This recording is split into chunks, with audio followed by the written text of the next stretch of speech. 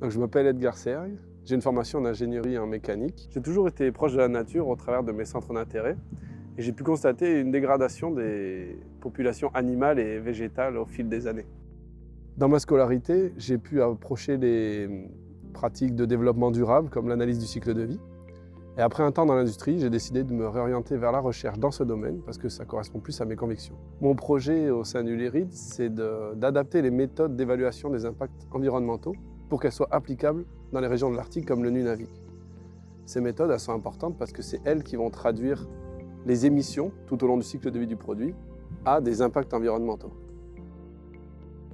J'ai eu quelques expériences en tant qu'ingénieur dans l'industrie, dans des secteurs variés. J'ai toujours eu l'impression d'être restreint à un rôle d'exécutant.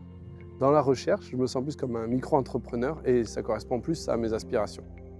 Dans le cadre d'un projet initié par l'Institut nordique du Québec, je travaille au sein du LIRID et ça me permet d'avoir accès à des ressources et des collaborateurs de qualité et ils m'aident et ils m'accompagnent dans mes recherches.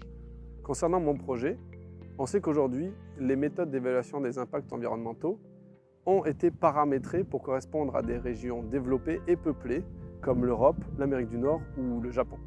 En étudiant les modèles, on se rend compte que autant du point de vue des paramètres utilisés que des zones géographiques couvertes, on n'est pas vraiment applicable pour les régions de l'Arctique comme le Nunavik au nord du Québec. Ça va avoir un impact sur les résultats, sur la robustesse et la fiabilité des données produites.